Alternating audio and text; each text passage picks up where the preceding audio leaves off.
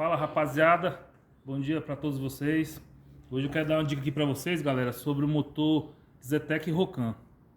Esses motores ele tem um costume de às vezes você ligar e ele dá um barulho na corrente do motor, entendeu? Então, galera, uma dica que eu dou para vocês aqui rápida e simples. Você tira o tensor fora e vê, ó, se ele tiver assim descarregado, sem pressão, aí a corrente vai bater mesmo, não tem jeito. Ele tem que estar igual esse novo aqui, ó. Ele tem que ficar duro assim, ó.